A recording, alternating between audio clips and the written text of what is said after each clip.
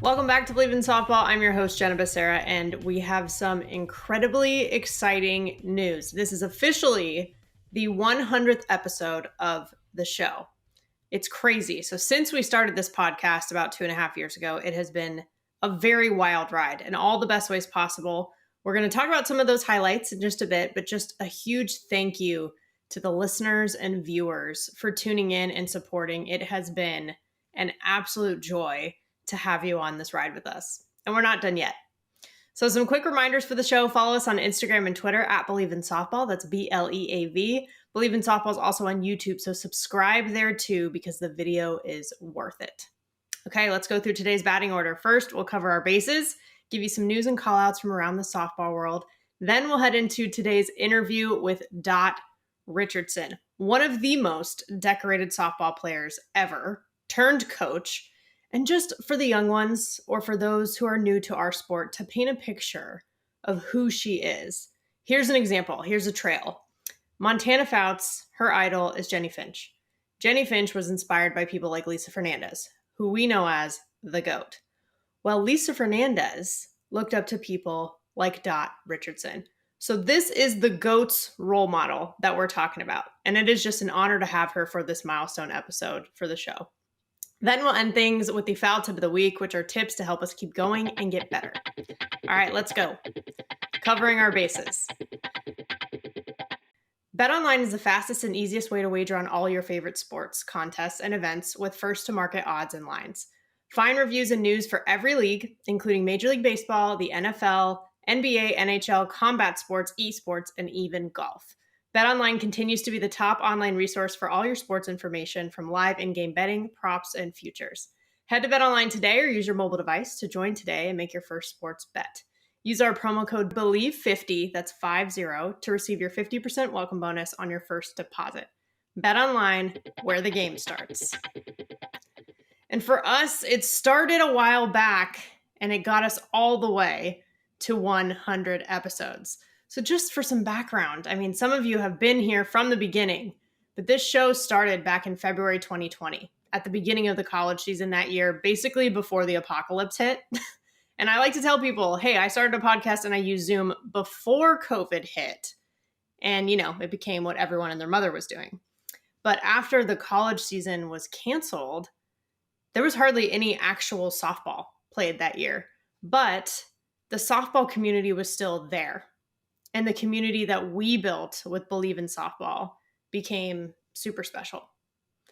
And then season 2 last year, we continued. We had more amazing guests, more amazing listeners, and more features like YouTube video and having an Instagram and Twitter for Bleav in Softball. And now here we are in season 3, and we are releasing our 100th episode of the show. And it feels like it's only gotten better and better. But I will say, full honesty, producing a podcast is a lot of hard work. It's a lot, and I have a ton of people to thank, so I'll try to keep this short and sweet. But I have to say first, thank you to Bleav Network for doing just that, for believing in me and in the sport that we love, for this to be the softball show on a network with hundreds and hundreds of shows. So thank you.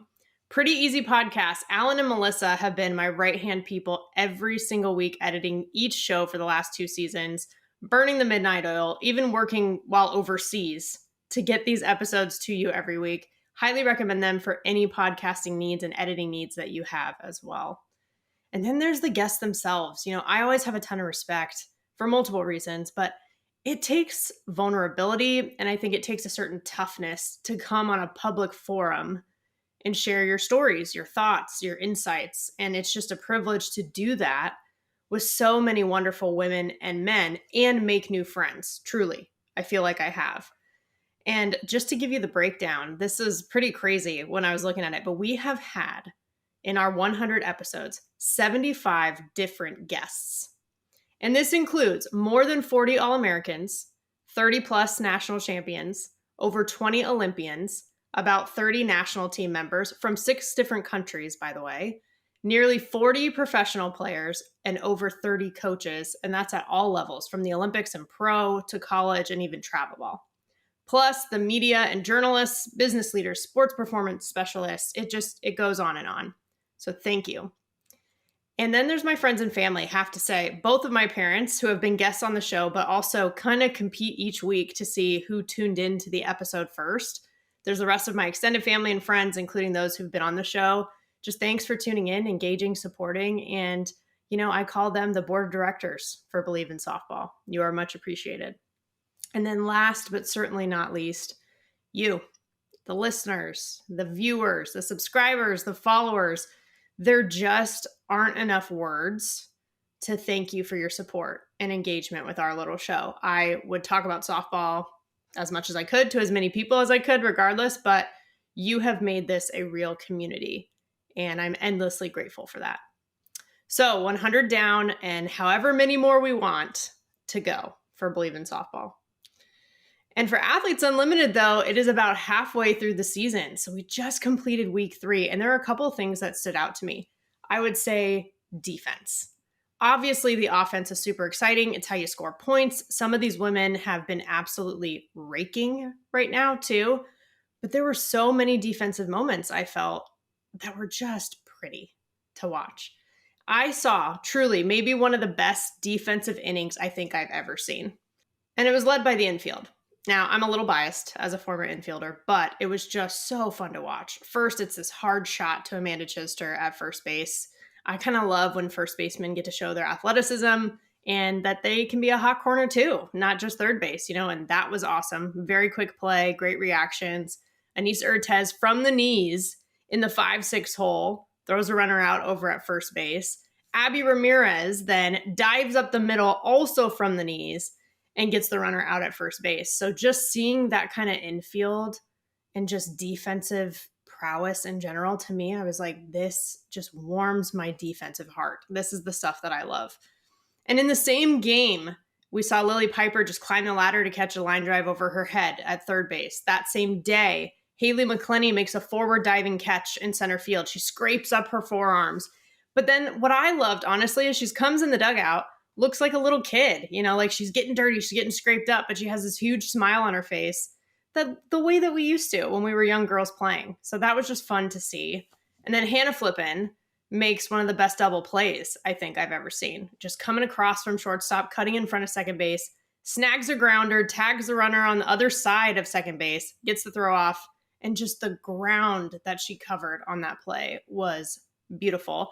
And then you even have pitchers like Sarah Groenewegen diving to tag a runner, literally coming out of the circle to make that play. So it just felt like across the board, defense was incredibly fun to watch.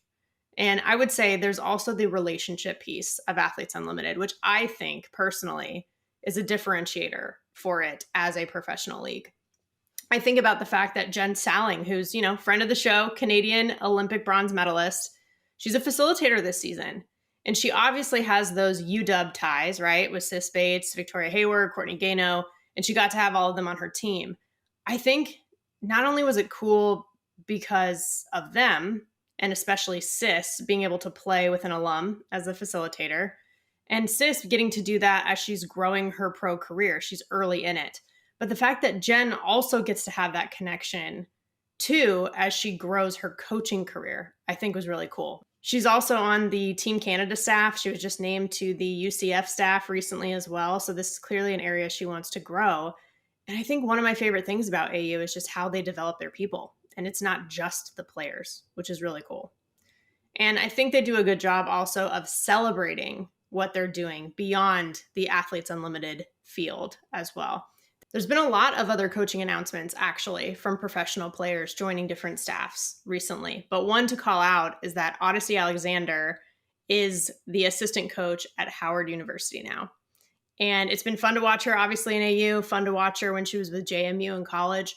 Knowing that head coach Tori Tyson, you know her as a friend of the show, she's one of only 4 guests that we've had on more than once on this show. She's clearly doing something special out there. And I just think about the fact that these two will be working together, and it's just everything.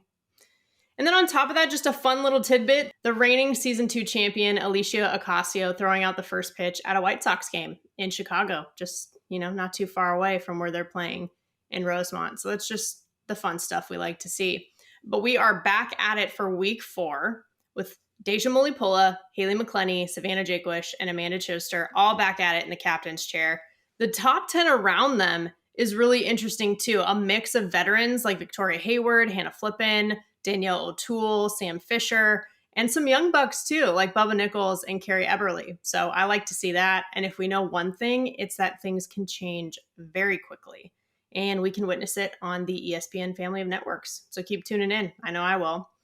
Because like I say, visibility creates opportunity. And actually, something else we've been seeing on ESPN is the Little League Softball World Series. It's been on our TV screens. I want to say congrats to the Southwest region for winning it all earlier this week. The Midway Little League out of Hewitt, Texas, got it done. And I just think about how cool this was for everybody.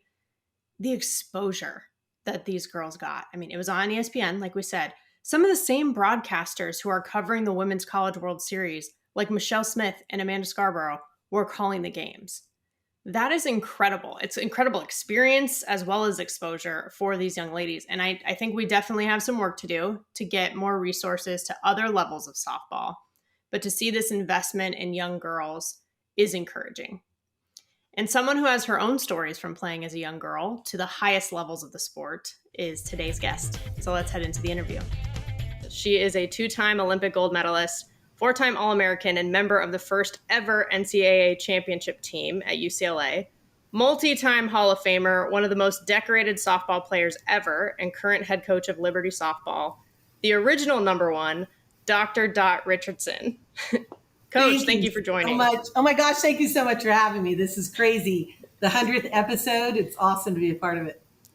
It was a pretty short list of people that it would have felt right to have them for this episode. And you were right there at the top. So I'm so glad that you said yes. Thank you for being here. Oh, absolutely. Wouldn't want to miss it. And I have to tell you also on a personal note, I actually have a softball signed by you when I was a kid. And just so everybody knows, in case anyone's wondering how long that you have had an impact on this game, the softball is white. It's a white ball. So that is how long that you have had an impact on this game. You're bringing back memories, aren't you? Right? And it's funny, I was talking to my dad just beforehand, prepping for our conversation. And I remembered that he actually went to one of your clinics that you held I think it was in Simi Valley or somewhere in Ventura County. And that's where he got that ball. And I remember him bringing it home for me. And I still have it to this day. It's awesome. I tell you, softball has been very good to me. And that's why I love the name of your show, Bleav in Softball. Just believe in the gifts that God's given you. And, for me, definitely in sports, and softball has taken me a long way. Yeah, that to say the least, I would say. But yes, I've seen you talk about, even on social media, just belief and how important that is in yourself, in your teammates, just in, I don't know, your own abilities to, if you do it the right way, meaning working hard and trusting each other and all that stuff, that good things will happen. And it's nice because when someone like you says that, you're like, wow, I've seen that actually happen and work. So there's faith that you can give to other people. Well, the biggest faith and belief is a trust that God has given you these gifts, right? And I always tell the most important decision anyone will make in their life is whether they believe God exists or not. And I challenge everyone, look for the evidence, because it's in science even too, it'll bring you to the truth. God is real. And I think for me, I knew as a young girl that he had given me a gift in athletics. And I knew it even though, you talk about how things will work out. There's struggles in life. When I was a young girl, girls were not supposed to be athletic. Yeah. And that's so hard for people to hear now go, what? What are you talking about? I was not allowed to play any organized sports because I'm a girl. Society made it perfectly clear. Nope, too bad you're good at sports. But I want to make it clear the boys didn't have a problem with me, because they picked me first for pickup games after school. But society had said, too bad. And I would go to the Lord in prayer at night and just asked him, why did you give me so much talent with no opportunity? And I think I'm not the only one, who said that in their life. Why aren't things easier for me? Why is it not just, flowing so simple? Why does it always have to be a struggle?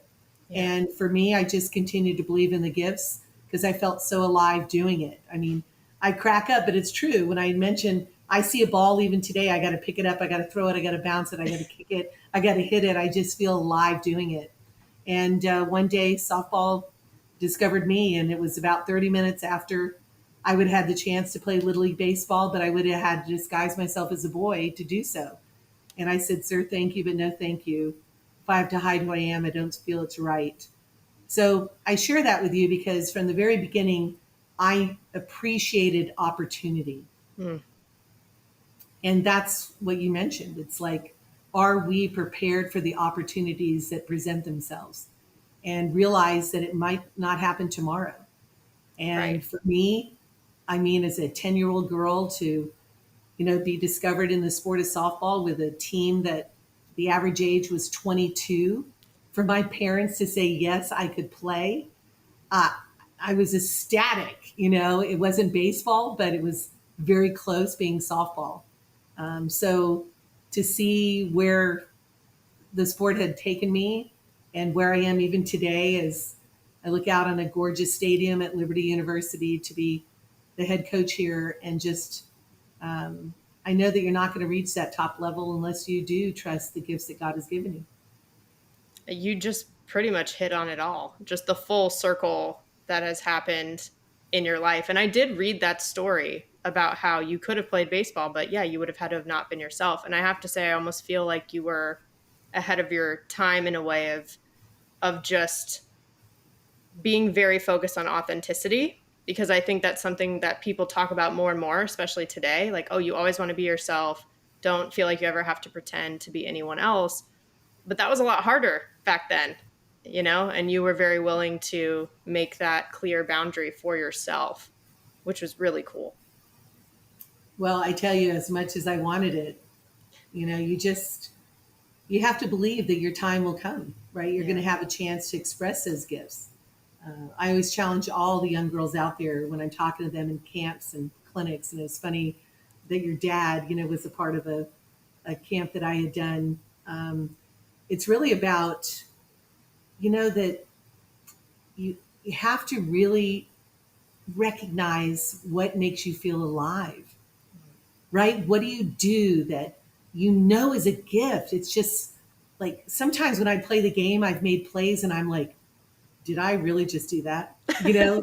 I mean, I act cool about it, but I'm like, check it out. I mean, it was like amazing, right? Like, wow. And we can feel that way, whether you being on a podcast and interviewing or someone who's great at singing or writing or solving problems, whatever it might be, each of us have been given a gift. And sometimes, more than one gift, and they're meant to be shared. And that's why I opened up with that story, because as much as society said, well, too bad, you're good at sports, you can't play. And then all of a sudden comes the moment where time is ready, that here you have a sport, fast fit softball, that is ready for you and for other girls, right, and women. And as a result of it, oh my gosh, we can go on and on in my career. I wouldn't change a thing. It's like kind of like a front runner in regards to seeing the evolution of women in sport in my career. Yep. And I don't know how much you want me to go on, but I can tell you as I reflect back, I mean, from the first white cleats ever to be worn in our sport, the last wooden bat ever to be used in national competition, the first scholarships to be given out. You mentioned the first NCAA championship ever offered to women in sport. There we were, UCLA versus Fresno State for the championship. The first Pan American Games ever. I was 17 years of age making that starting team. The first helmets ever to be worn in our sport. Are you kidding me? I mean, I got the extra small and I put it on the crown of my back of my head because I thought how silly it was. I remember the first pants, uniforms with pants. I had Puma. I mean, sorry, it was Pony. Do you even remember the company I Pony? do, vaguely, but yes. Oh my Yes. gosh. It was like, and they were yellow. It was at UCLA and we always wore shorts. And I'm like, I'm not going to wear those pants, and I don't want to wear a helmet because boys do, right? Baseball does, and we got to be different, right? Um, it's just so I mean the first, you know, Olympics. Yes. There's so many first sponsorships. I mean, behind me, it's funny. I'm looking at that. That's the first poster Yeah. ever of a fast pitch softball player. First, you know, bat contracts. I mean, first. There's so many first, and it's so. If you guys, this is so funny. I got to tell you, Jenna, it was like when we were at the NCAA championship. ESPN was there. Mm-hmm. And I'm not exaggerating. If you ever look at the clips, the dugouts, it was in Omaha, Nebraska, Mm-hmm. not Oklahoma City, right? Right.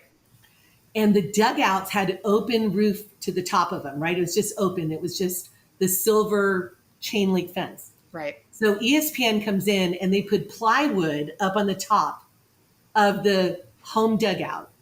And they brought the folding table and chairs up to the top. And that's where the commentators were. And I promise you, there had to be maybe 2 cameras.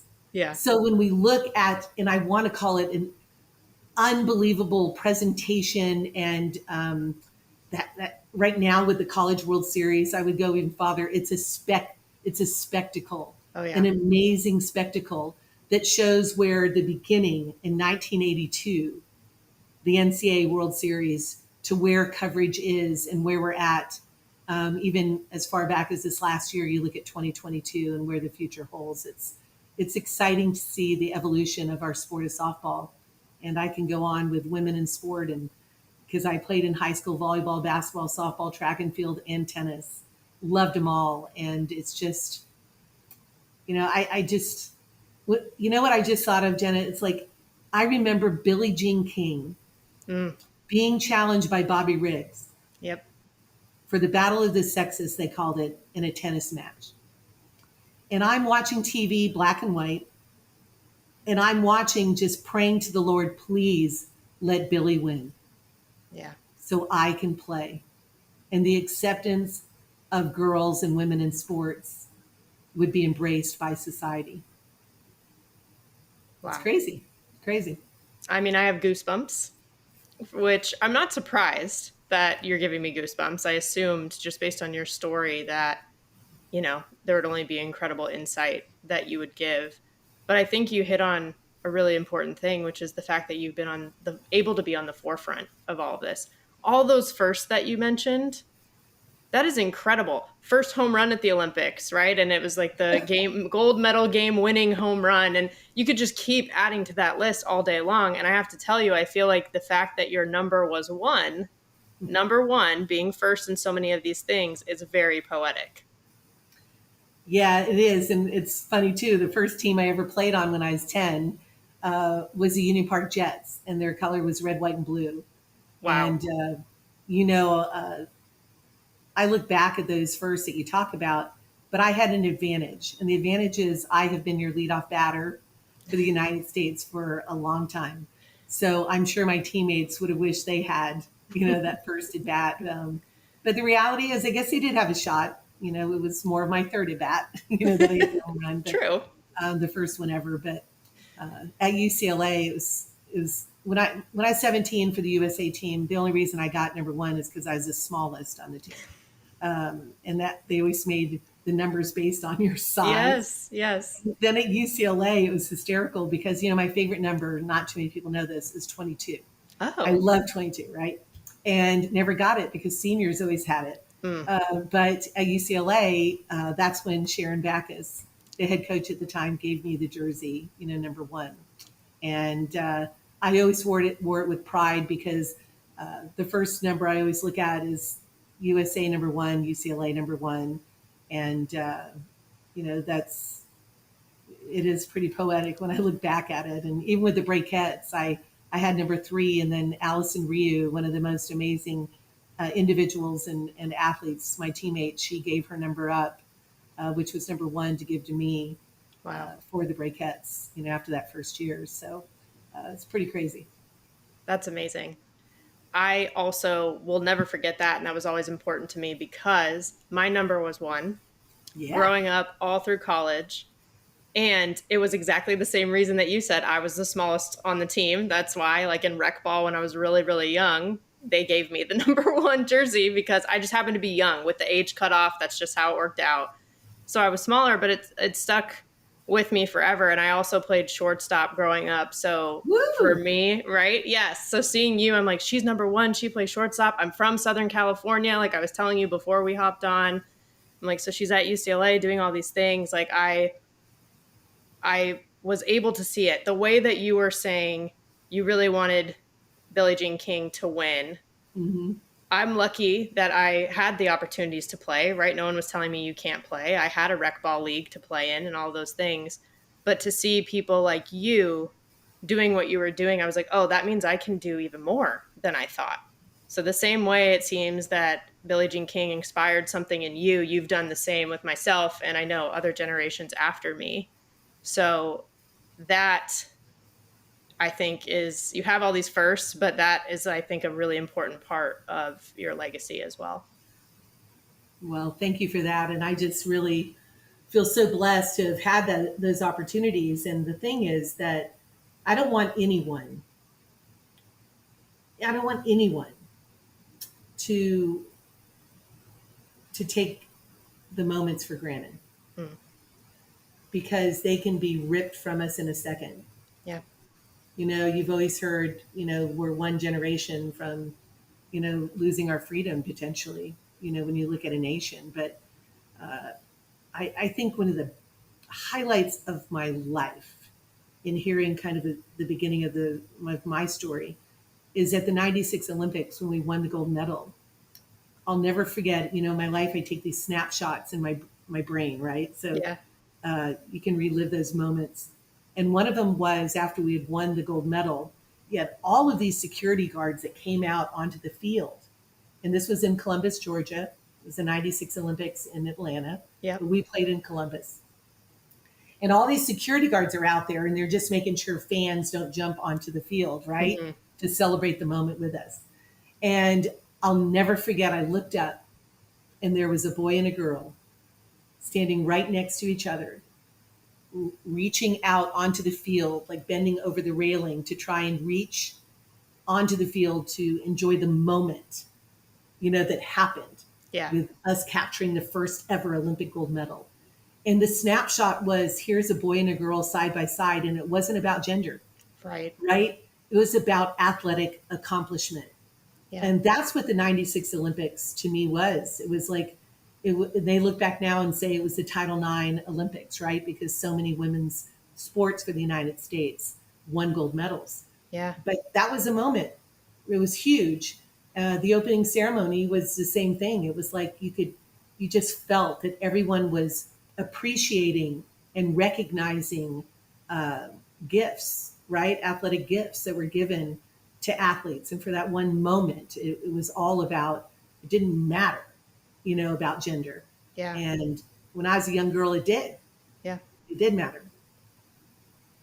Well, having been born before Title IX, having that experience as a youth player, trying to play, and then you got to play eventually, but then seeing what has happened since with Title IX, what does that mean to you? A lot of it is inspiring. It's inspiring because of all those before who have paved the way, right? And I mean, the true pioneers were before me, and I was blessed to get a glimpse of them, Yeah. right? I was a Batgirl watching the legends in our sport: Joan Joyce, Irene Shea, Sharon Backus, Willie Rose, Snooky Mulder, Stephanie Tenney. I can go on with these like legends: Kathy Stillwell, Kathy Staley, Mickey Davis. Oh my gosh, I don't want to leave anyone out because there's so many amazing superstars, and it was, what they went through. I mean, like they played because of the passion Yeah. for the game and their gifts, right? Um, that's what was that was like so inspiring. Like no matter what names you were called or stereotype you were given. It didn't matter, because what all of it was about was getting the opportunity to compete. Yeah. I mean, Margie Wright's story, you can look at all of these like legends in the game, right? And that's what you have to hold on to. And as I'm coaching now, or every camp or clinic, that's what it's about. It's like, recognize the gifts God's given you and the opportunities before you, and be prepared to seize them, because they easily could be taken away. You Right. might never even have them, right? And we can't forget the past. We don't want to live in it, but we want to Right. grow from it, right? And improve Yes. it. And that's what the 96 Olympics was. And every Olympian that was standing on that podium, all 15 of us, will tell you the same thing. We recognized we were making history that would open the door for opportunity Yeah. for others that would come after us. And that is something that you can't really prepare for. I'm getting goosebumps, right? You dream about it. I was 7 years old when I saw the Olympics on TV for the first time. And that night I had a dream that I was an Olympian standing on a podium, and bent over, an Olympic gold medal was put on my neck.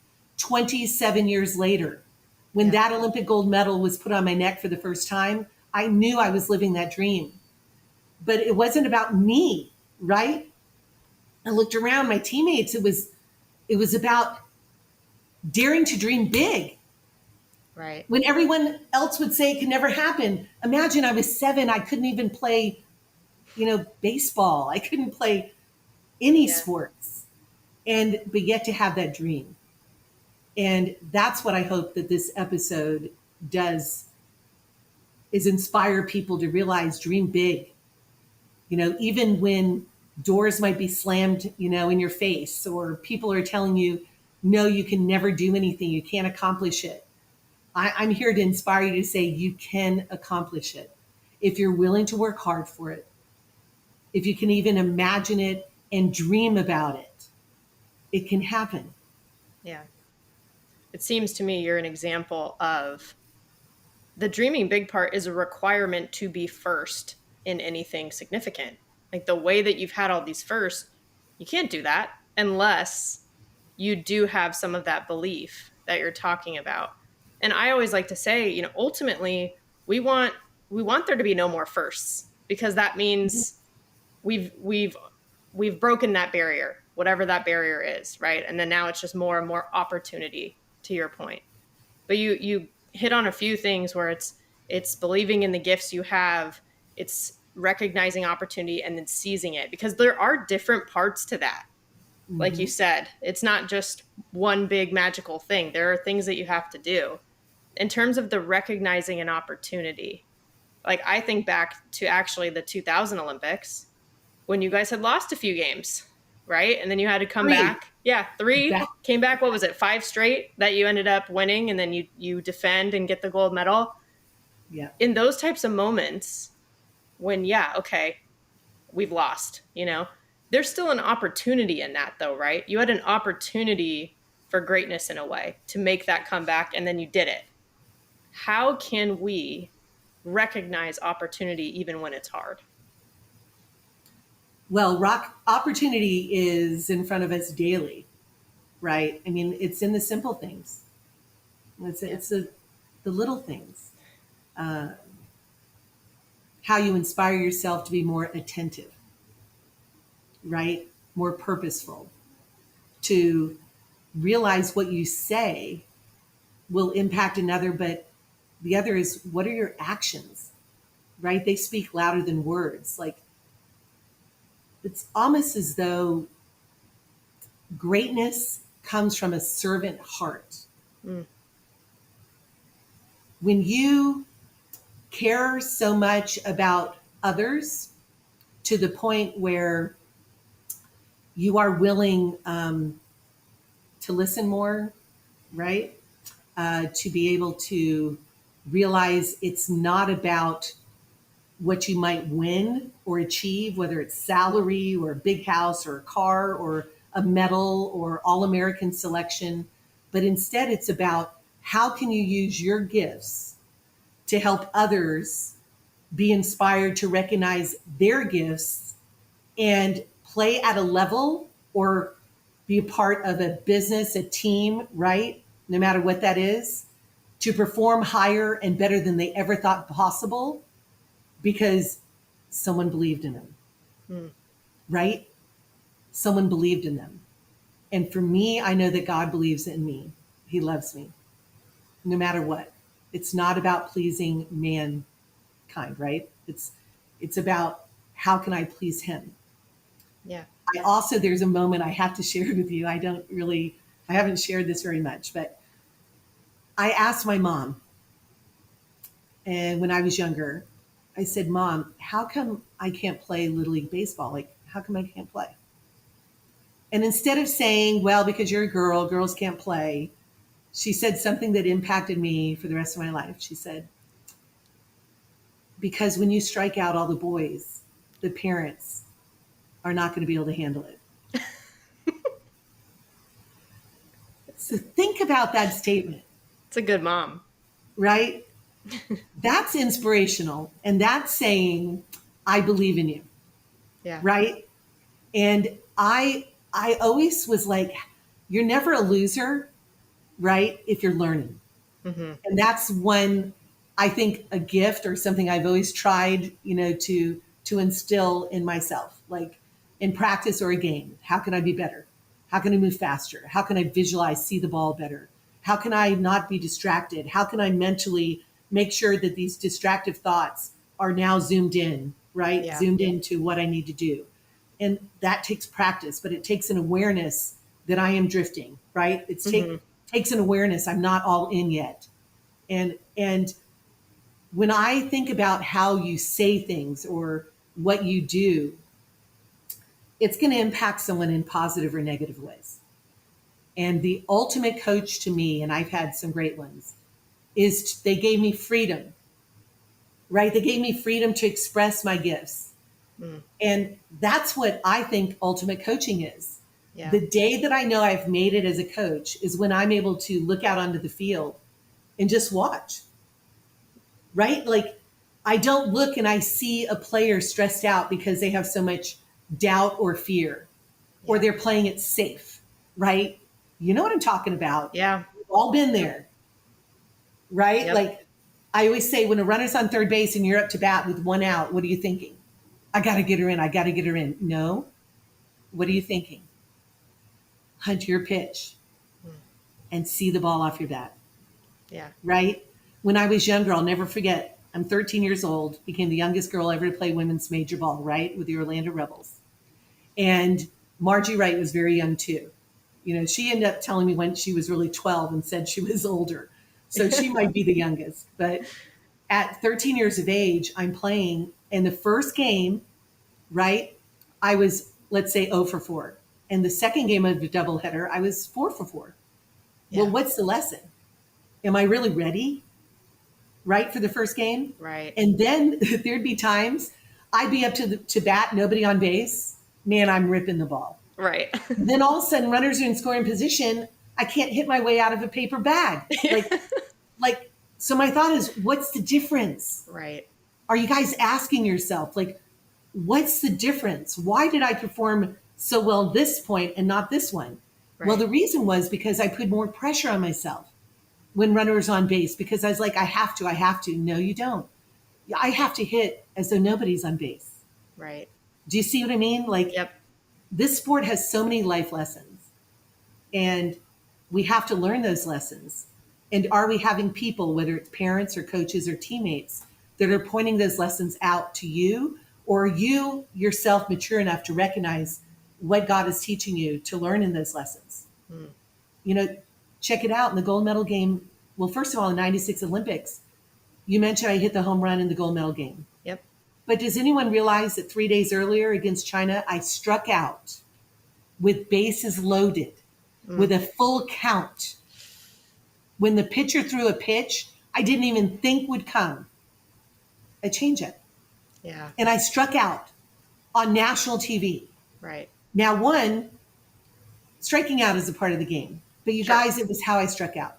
I think I spun around 3 times, right? It was embarrassing, right? it was a beautiful pitch. Yeah. And as I'm going back to the dugout, what am I thinking?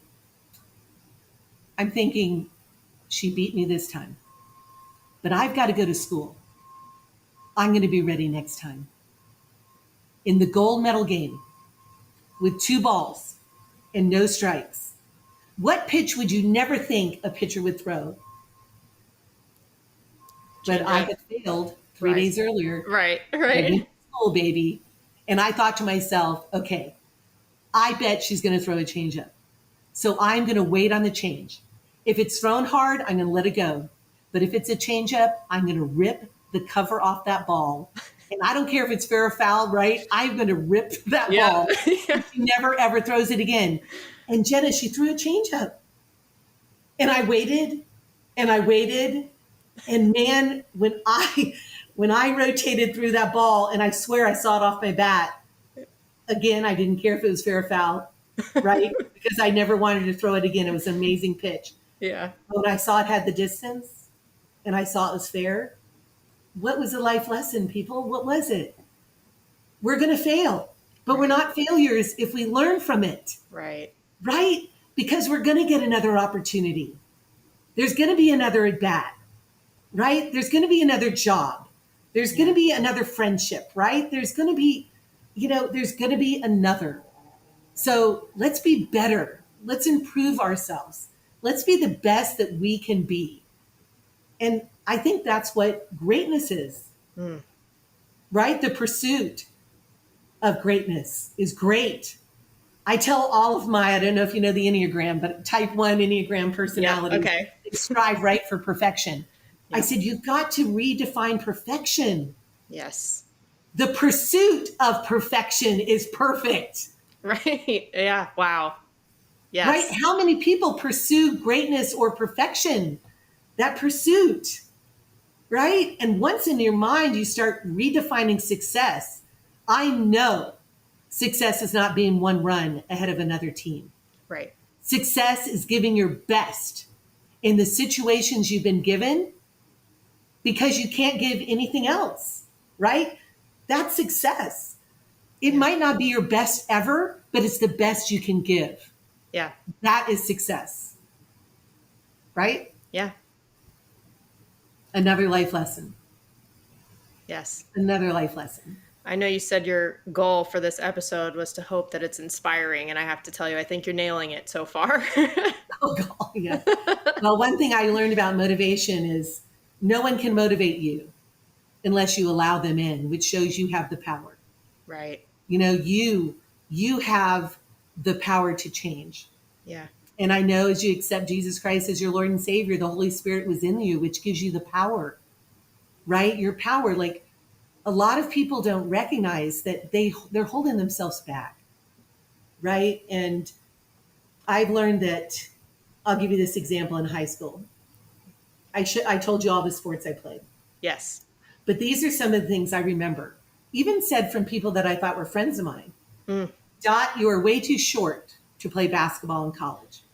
It's not going to happen. I'm 5'4.5". That's when you know you're short. You say half, right? Yeah. But I always say, listen, I've had 6'3" teammates. I can't do what she can do, but she can't do what I can do. True. Right? We're all different for a reason. Yeah. The other is I heard there's no way you're going to go from Florida to California for college. It's not going to happen. Dot, there is no way that you're going to be a doctor because no one in your family is a doctor. Forget about it. And even laughing at me, they said, you really think you're going to play for the United States of America? Right. How many negative things do we hear every single day from others? And you know what's crazy? Is we listen to them. Not only listen to it, we start believing it. And we start saying them to ourselves. Yeah. And what do we say to ourselves?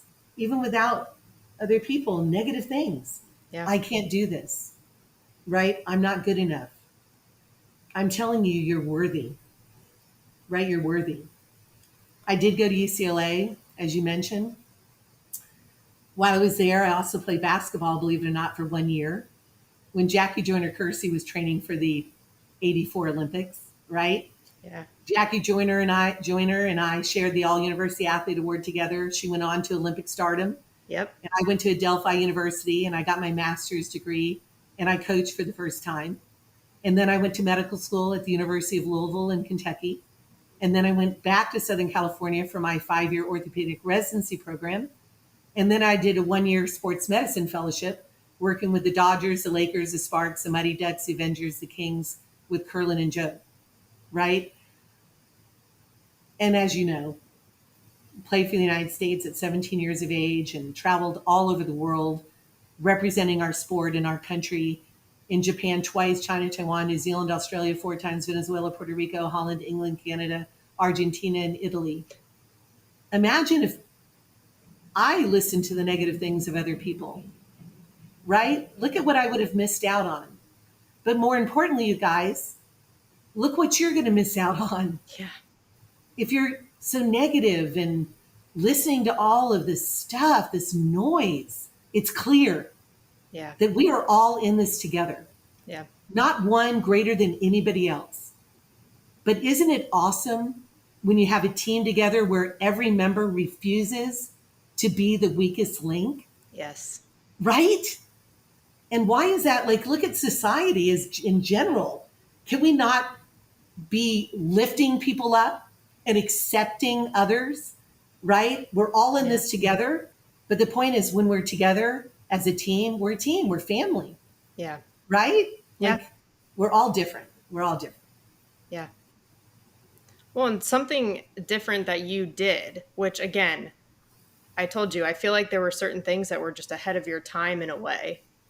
But I think about, you mentioned that you're a doctor, like you're Dr. Dot, you had that passion and a career and just something kind of outside of softball. And actually, I feel like today more and more, a lot of the professional athletes or elite level athletes are talking about trying to figure out their identity outside of their sport. But you had those dimensions at a time when not a lot of people were really thinking through that as much. But what was it about medicine in particular that made you say, okay, yeah, I want to pursue this the way that I've pursued softball? Well, I love people. I love to try and help people. I love solving problems, right? I just do. If someone says you can't do this, I'm like, okay, watch, we're going to do it, right? And I love anatomy. I love physiology. And I just thought with, being a physician, I'm going to be able to help others in times of need, of pain, right? Of suffering, of not feeling well, and as an orthopedist, you have the medicine side of things, the non-surgical side, and you have the surgical side. Yeah. I knew I had good eye-hand coordination and focus, and that's what sport teaches us, really to be able to zoom in, as I said. Mm-hmm. I think those that are at the top of their profession are able to zoom in to their goals, right? To zoom into the task at hand. There'd be surgeries that I'm in, and I know I have a plane that I have to catch in a couple hours. Doesn't matter. I'm in the surgery. I know I have to treat the last patient that I've seen after 38 hours of no sleep in my residency, the same as the first one I saw that morning when I had a lot of rest. Right. Those you learn from sport, right? Yep. But you also learn it's about people, right? What can I do to help, right? And that's where the servant heart. Imagine if we all, Jesus came down and served. The Lord of Lords and the King of Kings didn't come down for people to be worshiping him and serving him. He came down to show us how to serve each other, and that to me is like really the key. And for medicine, I thought that would be my career, and it was. And then all of a sudden, quickly, I became an executive of a hospital, South Lake Hospital in Claremont, Florida, and I ran a national training center, a 300-acre sports health and education campus. So now I know I'm going to retire there. But instead, what happens? Change in my job. I was like, okay, Lord, where are you going to leave me now? And I get asked to run for mayor. And I got asked a week later to run for county commissioner. And my husband and I were like, county commissioner sounds good. and a not-for-profit, going to run this softball venue, and this is where the Lord's leading me. And so I told the group who had approached me to run for county commissioner that if I liked politics, they'd like to support me to run for U.S. Senate for the state of Florida. So I knew that the Lord wanted me in politics, right? Yeah. So everything was going down that road. And so I gave it to the Lord in prayer. Never forget it. Never forget the prayer. Heavenly Father, how can I serve you more? Whatever it is, I'm all in. But I'm praying to you, just like you say to pray, make it perfectly clear where you want me to serve you. And the next morning, I get a call from the athletic director from the largest Christian university in the world, Liberty University, out of Lynchburg, Virginia, and said the previous softball coach is retired and we'd like for you to consider being the head coach. And at the end of our conversation, I said, sir, you may not realize this. I have never head coached in college before. And he said, we realize that, but we feel the Lord is bringing us to you. So I went to my husband, Bob, and he was like, this is a God thing and we got to do it. Yeah. So I'm telling you, it's awesome. I'm where the Lord wants me to be, and I can share my faith openly. And our biggest thing is training champions for Christ. And through this is my calling, my ministry right here, to be able to use softball and the history and the knowledge, the strategy to help impact these young girls that we are not only on the team, but who we play against and opponents and our game in general. To let them know the sport doesn't define you. Right. If you think that this sport defines you, you're going to be disappointed. You are definitely going to be at a point where you're going to feel empty. And it could get to a point of the extreme where you don't think life is worth living because maybe you're not playing it the way you think you should or you did last year or last week. That is not good. You are defined by a God that loves you, a God that gave himself up for you to cover all of our mistakes, right? All of our sins. And he's calling you. And when you find that, it's not, the game is going to be played with so much more joy and passion because it doesn't matter if you strike out or you hit a home run. Yeah. Right? It doesn't. Yeah. Because you had the opportunity to just do it and glorify him in a way. And I got to add this. I have to say this. It is so easy to win, right, Jenna? Like you win. There are some poor winners, you know what I mean? But sure. It's easy when you win. But how are you when you lose? Yeah. And you're in defeat? That's your true character. Yeah. Your true character. And I had to learn that at a young age, right? And you know what I learned? And I'm going to give this quick story, right? Do I have time, Jenna? Yeah, of course. I'm at shortstop. I'm 15 years of age. Bases are loaded. Tie ball game. Ground balls hit to me like a million have. And I bobbled it. And I threw the ball to first too late. And we lost the game. And I'm in the car. You know, there's no crying in softball, right? I lost the game in my mind. And I get in the car and I'm driving my mom and dad. You know, my dad's driving. They're driving me home and I'm bawling. And dad pulled the car over to the side of the road, put it in parked, and he looked back and he said, "What are you crying for?" Dad, you were there. I mean, all I had to do was fill the ball and we would still been playing and I lost the game. And he goes, "Listen, you either do it or you don't. And tonight you just didn't do it." Turned back around, put it in drive, and we drove. And here's the difference. I thought to myself, he's right. I can't cry over spilled milk. I can't bring it back. Right. But what am I going to do from here on out? You know what I'm going to do? I'm going to keep working and I'm going to put myself in those situations where it's never going to happen again. And it will, you know, because we all make mistakes, right? We're all sinners and fall short of the glory of God. But the point is this. I got better. fewer mistakes, fewer miscues. But it took somebody to tell me it's okay to fail. You just didn't do it. But learn from it and don't let it happen again. Right? Yep. Are we holding each other accountable enough to do that? Right. I don't see that with this younger generation very much. You know why? They want to be liked so much. Mm. They don't want to let their team down. They think of all these, like, I've asked every team I've had because I know that's an excuse. I don't want to let the team down. I said, team, how will your teammate let you down? And guess what they say? You guess. What do you think? It's probably not about anything really on the field, more so they either don't let each other down really, or only if they don't trust each other or treat each other well. But I doubt it's anything softball related. Right? They'll say, if you don't give your best, you try. If you don't try, if you don't work hard, Right. right, if purposely you're doing something vindictively, right? Right. But it's like you said, it's not like, oh, because you didn't get a hit, Right. right? Like you're right. You're right on it. But those other things you can control. You hear it Yep. all the time, your attitude, your effort, right? But Yep. you have the power to decide, what kind of person do you want to be? What kind of impact do you want to make in the world? Yep.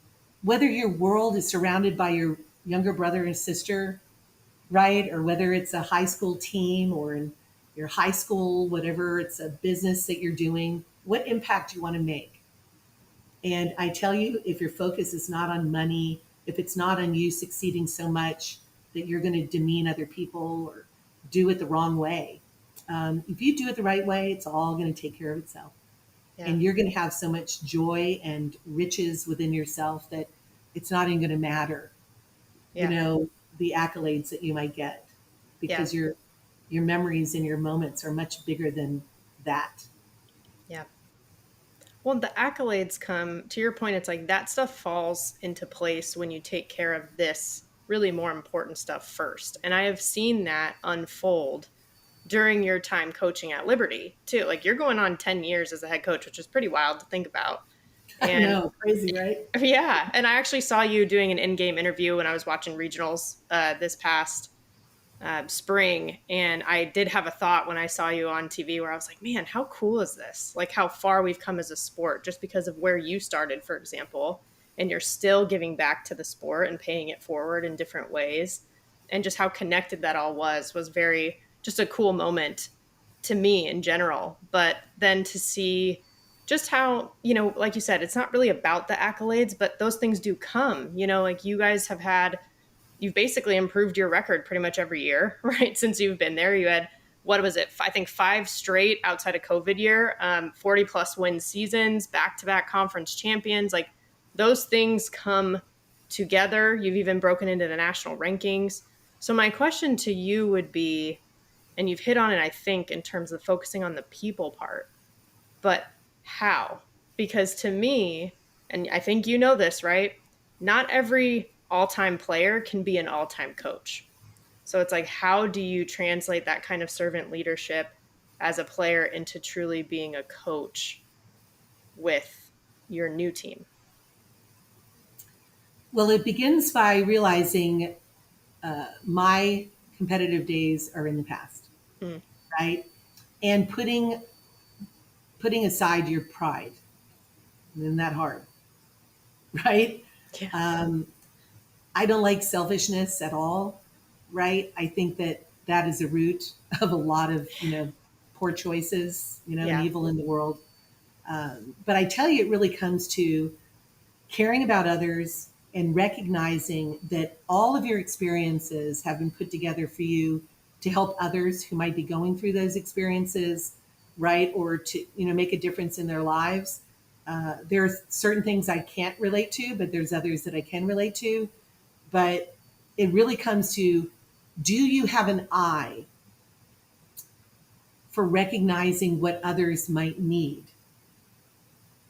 in order to help them reach their full potential?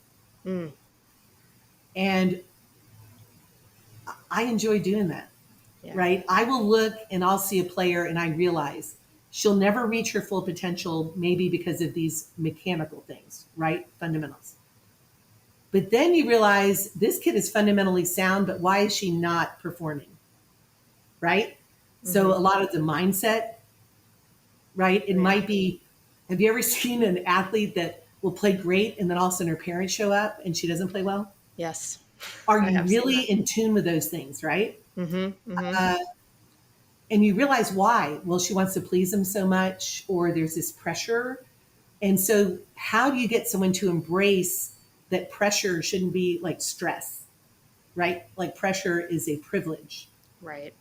to be able to have the chance, right? Um, I don't know. I think that's it. And the other is I'm being like, you got to surround yourself with people who complement you. Like even as an athlete, you guys, let's be real. We look at what we're good at and we don't want to look at what we're bad at. Right? Yeah. But we have to recognize our weaknesses, even as people.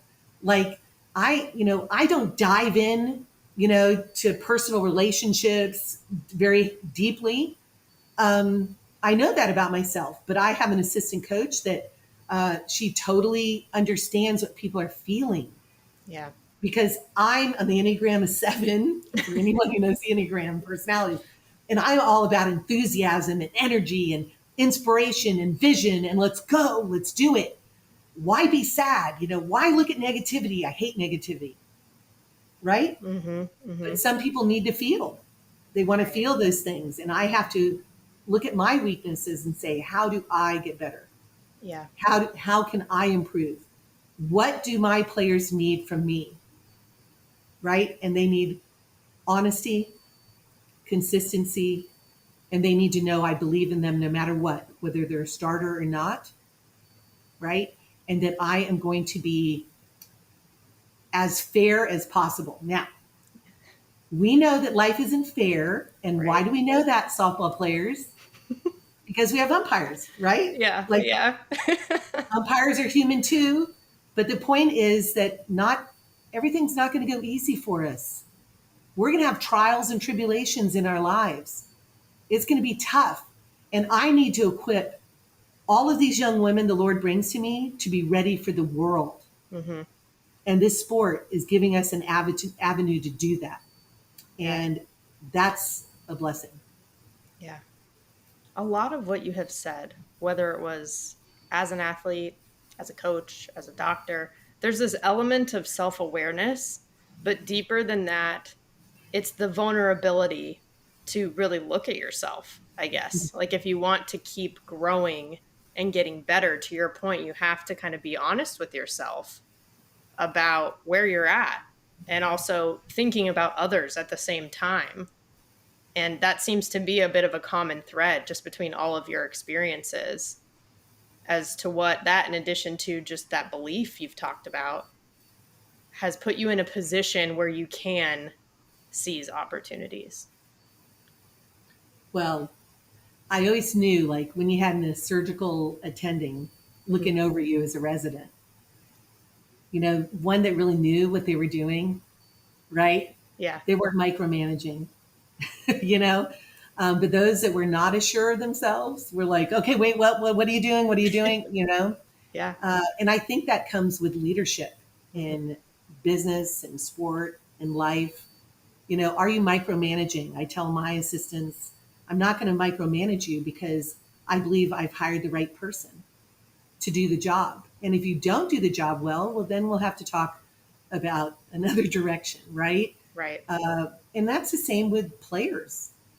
Like you have the power to either receive what we're going to give you to help you reach your full potential. And freshmen are funny because you could see them for a month or two and they will not change.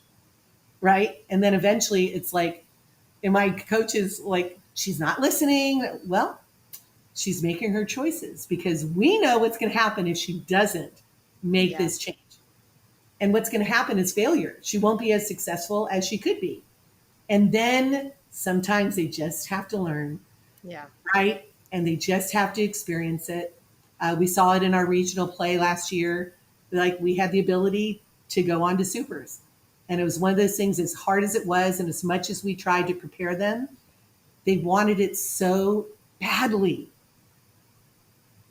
You can't want something so badly you'll compromise Mm, who you are as an individual, your morals, what you stand for, your standard of behavior, yeah. right? You can't want that love so bad that you're going to compromise that, right? That it's like you got to slow the game down, and you have to let it come to you a lot of times instead of trying to go get it Mm, and try to go get it.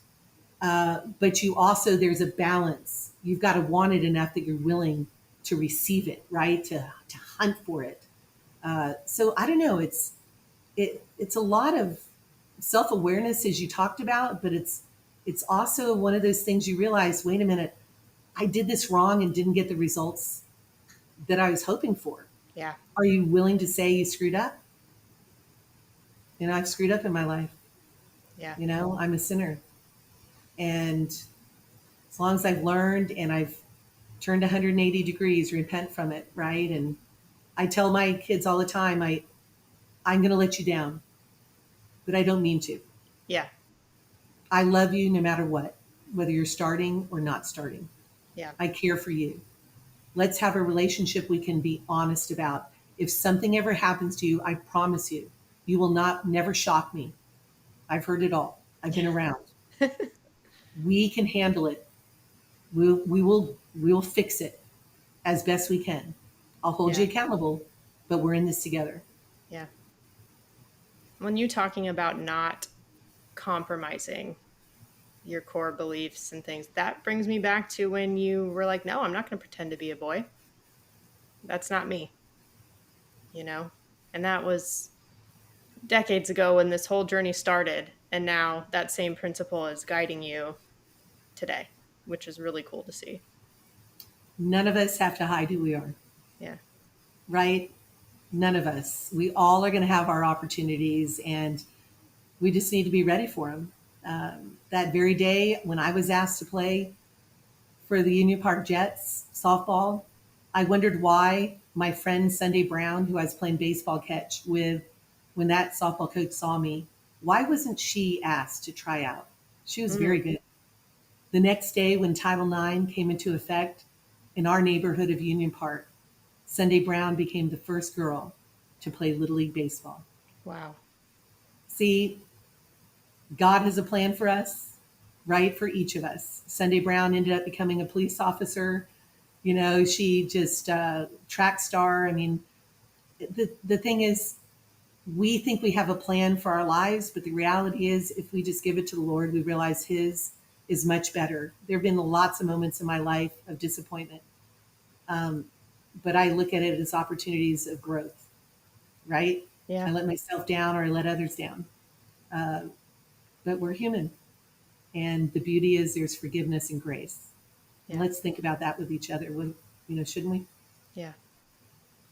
Well, something that I've taken away from our conversation today is something you said earlier, which is this respect and acknowledgement of the past, of our sport, and in general, but also this excitement, inspiration, willingness to keep pushing forward into the future. And it's this balance of those two things. Because one of the goals that I had too from this was a little bit of history, a little bit of a history lesson, really, for some people to understand the true roots of the game. And even you referencing, to me, I'm like, okay, my generation watched a lot of Jenny Finch, who watched a lot of Lisa Fernandez, who watched a lot of you. And then you're talking about Joan Joyce and these people that you watched, right? And it's understanding that chain and that path that even got us here in the first place, not because we're satisfied, but because we can understand the true impact of it and how we can continue that for ourselves, but for all of those people as well. And I feel like that has been one of the many amazing things from our conversation today that has resonated a lot with me. Well, I appreciate you having me on, because that's what it's about, right? Yeah. Don't forget our history. Yeah. Live in the moment and be prepared to make an impact for the future. Yeah, that's incredible. Well, before I do let you go, I play a little game with everybody who comes on the show to wrap things up. It is called Safe or Out. And so basically, you'll be the umpire, right? So basically, I'll bring something up. If you like it or you agree with it, you call it safe. If you don't like it and you don't agree with it, you call it out. Okay. All Make right. sense? Okay. So you've been a player, you've been a coach, you've been a doctor. Now you're an umpire right now. So the first one is the white softballs, playing with white softballs versus what we see today with the bright colored balls. Safe or out? White softball out. I wish I could have played with a yellow ball with the red seams and these unbelievable composite bats. Right? Yeah, well, the bats too. Yeah, that's a whole other ball game as well. Yes. I would say I agree, but I will say safe on the white ball that you signed for me specifically. And you talk about history. I had a white softball back in the day when my head coach, Marge Ricker for the Orlando Rebels, introduced me to Bertha Ticky, who gave me a signed softball. Bertha Ticky was before Joan Joyce, you guys. Yeah. Unbelievable. Okay, keep going. That is awesome. That is awesome. Okay, so first one's out. Second one is if they do, people calling you Dorothy instead of Dot. Safe or out? Uh, that's a tough one. That's safe. I think it's safe, but it will definitely. I'll take a double take. Does anyone close to you or anyone that you know actually call you Dorothy? Yes, very close to me is my family. That's what they all do. My husband, Dorothy, and for fun, my assistant coaches either call him Coachy or they'll say Dorothy at times. So not players. That's funny. Has Yeah, anyone ever anyway. called you Dottie? Dottie, Sharon Backus. Okay. Let's see. Kirk Walker says Dottie. There are a few. Kelly, in a way, will say Dottie. So there are a few, but usually on the West Coast. Yeah, yeah. Okay. So it's regional. Got it. Yes. Okay. All right. So that was the second one. Next one is name, image, likeness, or NIL.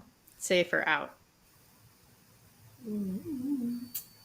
That's a tough one.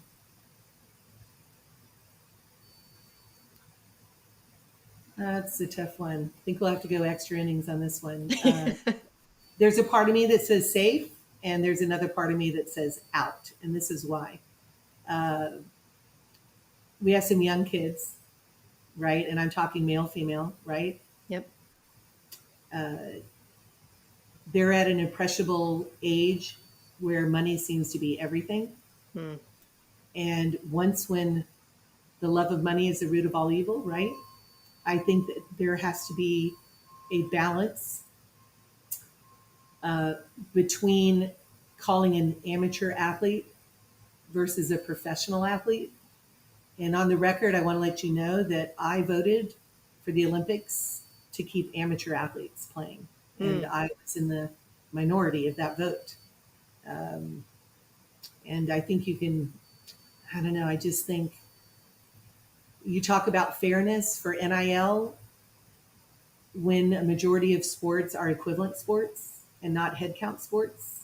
So if you want fairness, then every scholarship should be a head count full ride if you're opening up the door to get all these other sponsorships. But I do love the fact that it's available. I just am surprised at how it's being misused for recruiting. I think like anything else, there's kind of a right way and a wrong way to do things. Yeah, that's a good way to put it, Yeah. And we're probably still figuring out exactly where that line is, obviously, but yeah, that's fair. That's fair. Okay. Last one is bat flips. Safe or out? Backflips? Bat flips. No, not backflip. Oh, We're not backflip. gymnastics. I Bat was like, flips. "Ooh." Whoa.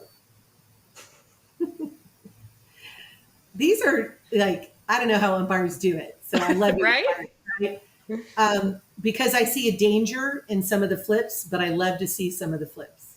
So Yeah. I would say safe. Okay. If it's a flip that is not, some of these flips, you can hit your teammate, injure them, umpires, catchers, but it's amazing. I think that fans love to see the home run. And then when you see it, a little toss is kind of fun to see. Yeah, But some of these are pretty crazy and it's dangerous. that's So true. the doctor and me would have to say out for those, but safe for the classy ones. That's true. Okay, this is the first time we've had the doctor's perspective. So that is definitely interesting. Would you have considered doing a bat flip for that gold medal game winning home run? No, I'm not that type personality. No. You just watch it. You wouldn't I think partake. there's a part of enjoyment and everything, but there's also a little fun in seeing, I call it humility or a quiet thunder, Hmm. where your actions speak a little louder. I think that Jocelyn had a fun year. I thought she handled it, with humility, but also Yeah. signs of passion and greatness. Yeah. That was fun to watch. Yeah. But I've seen some backflips that almost hit teammates in the on deck circle. I was like, okay. Uh, but again, I'm not a home run hitter, you guys. So I'm a table setter. And to hit the home runs was just a matter of, it's just living the dream of just, I don't know, I was swinging out of my shoes or what. The adrenaline was in high gear. Yeah. As it should be. And it seems like that's how you roll. So, And I think that's why the big hitters are like, I shouldn't be able to vote on that. yeah. That's true. I will say too, I don't think the UCLA guests that I've had anyone's. Some people may have said safe in the way that you have, where it's like, oh, well, it's entertaining to watch, but I don't think anyone has ever said, oh yeah, like I would bat flip. It doesn't seem to be a part of the DNA.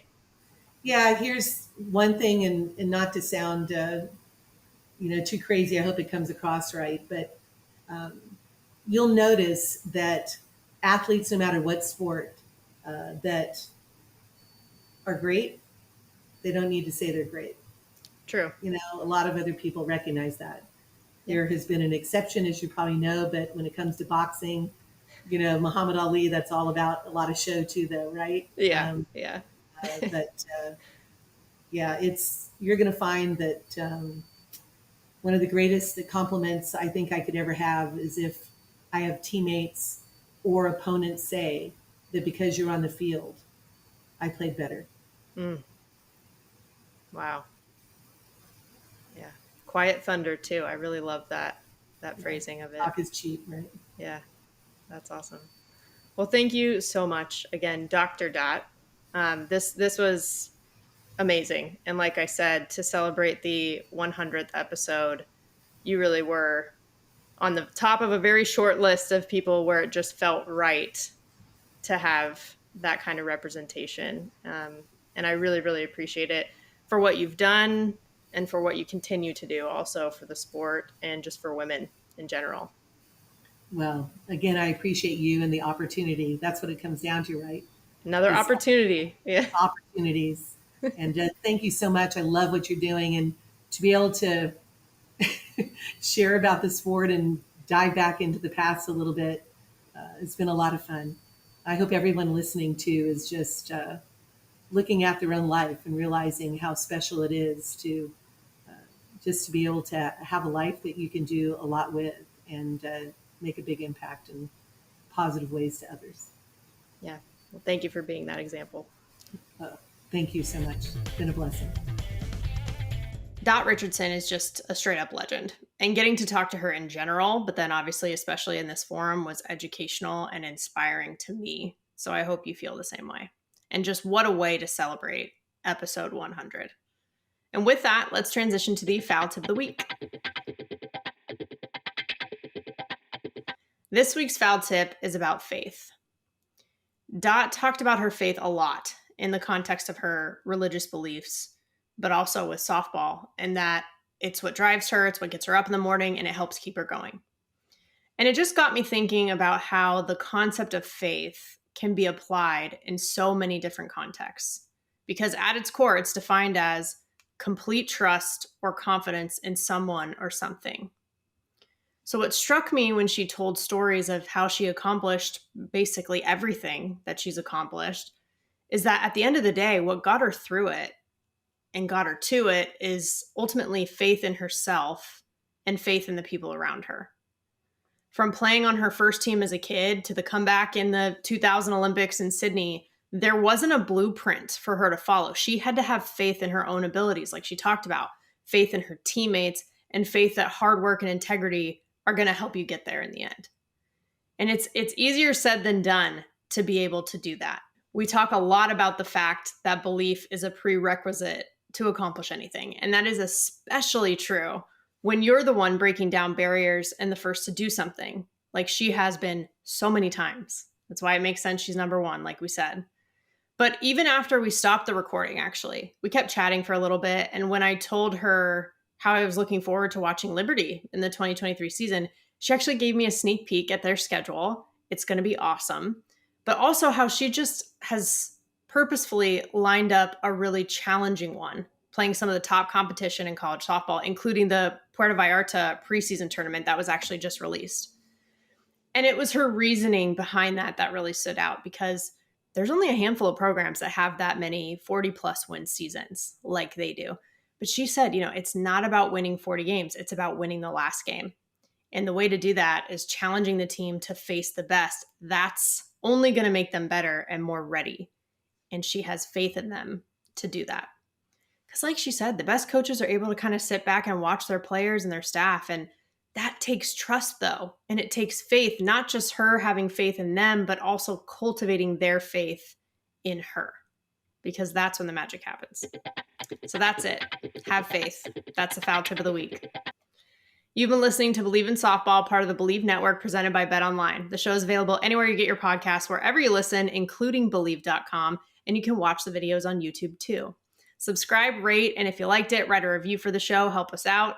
Follow us on Twitter and Instagram at Bleav in Softball. Again, that's BLEAV. You can always reach out to me on Twitter at JennaBecerra01 and Instagram at JennaBecerra as well. As always, thank you for tuning in, especially for number 100, and we'll catch you soon.